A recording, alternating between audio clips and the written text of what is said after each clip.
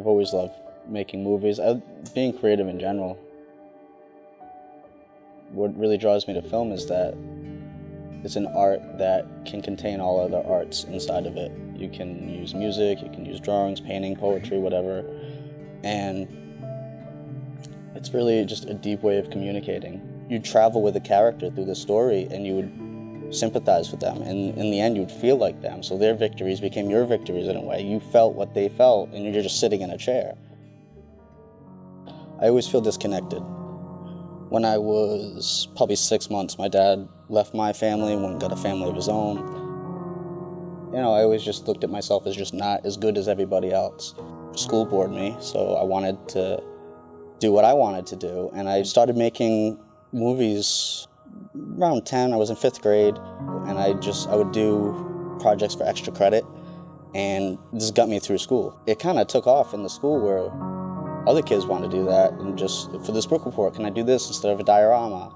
And I'm not just doing my project, I'm jumping in and doing everyone else's project for them just because I wanted to, and like they didn't mind, they wanted just to be in front of the camera. That's when I got Adobe Premiere, and as soon as I got on that, it was just like when Harry Potter went to Hogwarts. It was magic. It's so complicated, but there's so much you can do.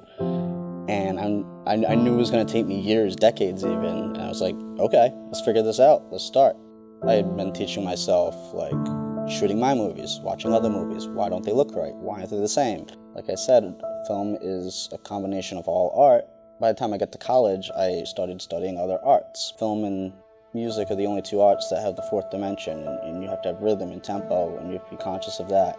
I took painting classes to understand color and the relations colors need to have and the effects they can give you just subconsciously.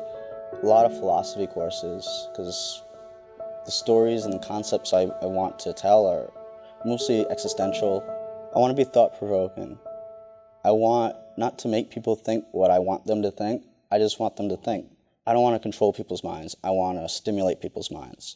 I want to stimulate people's emotions and their souls and their whole being, and in that way connect with them. Like, this made me feel alive. I want you to feel alive the same way. In some way we're connected, and that's my way of like connecting with the world.